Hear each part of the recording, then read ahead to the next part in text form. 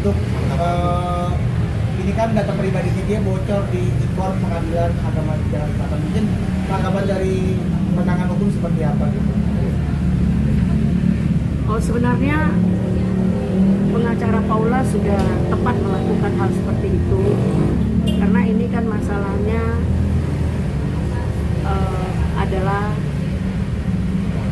etik ya, etik seorang hakim, di mana membuka aib dipublikasi lagi. Nah, ini sangat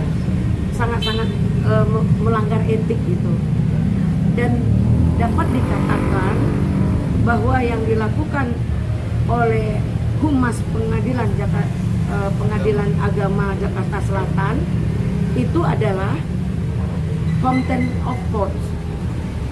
Ini yang disebut contempt of court, mempermalukan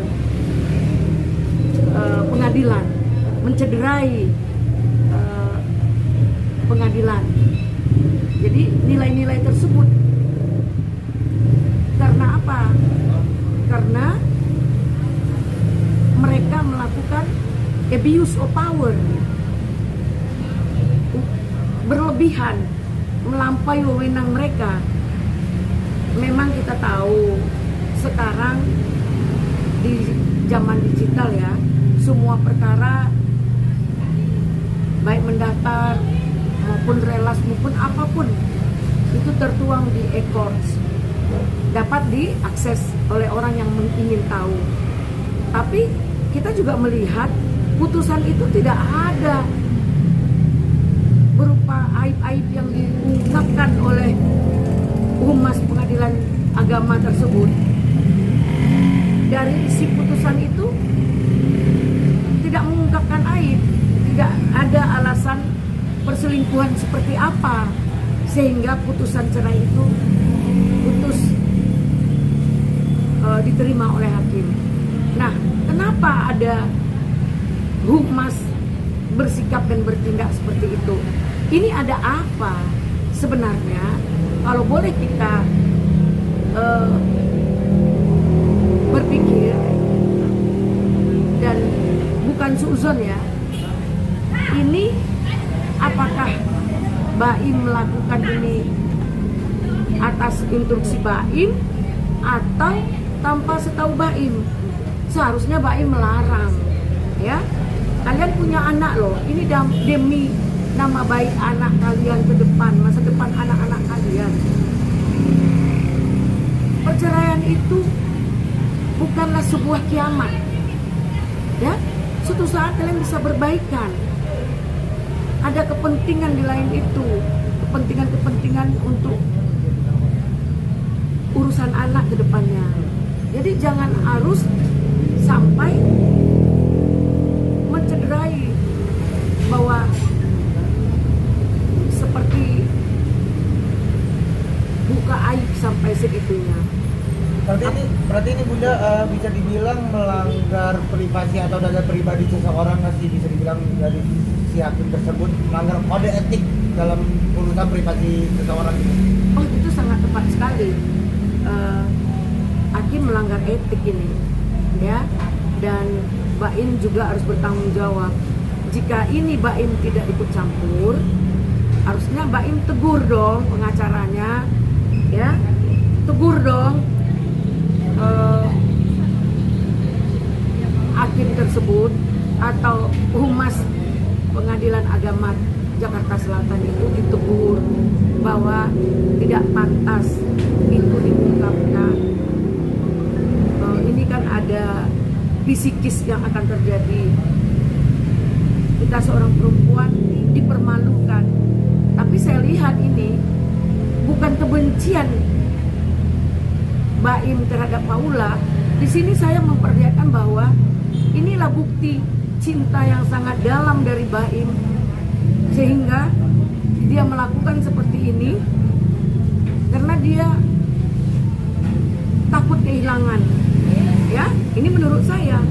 Ketika dia melakukan gugatan perceraian, mencoba untuk baik kembali, ternyata tidak mampu ini baik, akhirnya bercerai. Kalau memang Baim tidak mencintai, harusnya Baim diam. Ini dia ceritanya terlalu dalam. Jadi dia berat untuk lepaskan Paula. Karena Paula sudah terluka, Paula juga nggak mau kembali gitu. Nah ini kalau menurut pendapat saya, baik secara kaum perempuan maupun secara praktisi hukum. Nah langkah-langkah yang dilakukan oleh pengacaranya sangat bagus. Dan Paula, kalau bisa kalian duduk bersama. Perceraian rumah tangga kalian sudah selesai, tapi apakah akan diperpanjang dengan konflik-konflik lagi? Seperti kalian akan melapor. Ini kalau melaporkan yang ke KY atau ke Komnas Perempuan, silahkan laporkan. Dan kita minta juga Komnas Perempuan harus punya greget ya membela perempuan. Jangan Komnas Perempuan kayaknya kurang andil dalam pembela perempuanan saat ini. Kadang-kadang orang nggak ngerti. Di HAM juga ada sidang kita di HAM, ada pengadilan HAM, itu juga ada. Terus ini orang melupakan tempat-tempat wadah-wadah di mana kita mendapat keadilan sebagai perempuan yang terzolimi. Komnas Perempuan, saya di sini kesempatan ini saya ambil bahwa saya melihat terlalu lelet. Kenapa? Banyak perempuan-perempuan melaporkan, contohnya ya tentang sirkus itu sudah setahun lebih mereka laporkan, gak ada tanggapan. Aduh gimana? Kita aja perempuan begitu ada diperlakukan perempuan oleh laki-laki yang tidak bertanggung jawab, kita greget, langsung kita laporkan ya, karena hal-hal seperti inilah sehingga kaum perempuan kurang dihargai. Sekalipun perempuan cari makan dengan jual diri, tapi tetap harus mempertahankan harga diri. Bunda, secara sistematik kan kemarin dari kuasa hukum Paula dan Paula sendiri menginginkan dari awal tuh memang sidang ini kan tertutup ya, karena sidang perceraian tertutup. Tapi memang pantaskah seorang pihak Humas PA Jaksel juga akan mengungkapkan secara ikor, secara tertulis di website gitu. Apakah misalkan sidang tertutup, hasilnya juga harus tertutup, tidak terbuka luas, atau seperti apa sih kalau dari pandangan hukum? Ya, yang dimaksud sidang tertutup itu perceraian, terus persidangan anak di bawah umur. Nah, tapi putusannya tetap ada di e-court. Tapi bukan membuka aib, mengumbar aib di publikasi. Itu maksud saya, sesuai dengan undang-undang sekarang ya kan, boleh dipublikasi itu melalui e-court gitu. Nah, bukan harus berita di Instagram dipublikasi melalui media atau preskon. Itu yang kita kecewakan. Humas Pengadilan Agama Jakarta Selatan yang melanggar etik ya, dan ini boleh dikatakan content of court ya. Ini yang dikatakan content of court. Coba maknai apa itu content of court. Inilah dia, Pengadilan Agama sendiri yang menodai institusinya sendiri gitu.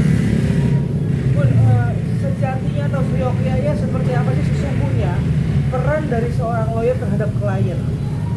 Nah, kalau peran seorang lawyer terhadap klien, lawyer akan mati-matian berjuang memberikan bantuan hukum demi keadilan, bukan memaksakan kehendak untuk membenarkan jika itu salah. Paling jika dia salah, lawyer harus memberi bantuan untuk meringankan atau memberi bantuan secara fisikis, bukan memberi menambah-nambah, memancing-mancing emosi, menambah-nambah persoalan lebih rumit. Jangan. Beri pengertian hukum secara moral dan material. Gimana saya sampaikan secara moral? Maksud saya di sini kita harus memberikan edukasi kepada batin seseorang ketika dia dalam keadaan dapat malu, emosi. dia akan melakukan apa saja sekalipun itu tidak baik untuk dirinya. Nah, kita sebagai lawyer mencoba mendinginkan persoalan agar klien kita berjalan di persoalan ini dengan jelas, dengan baik dan pasti.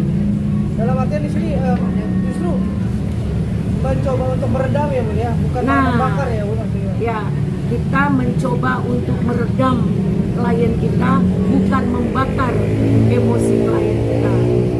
Ini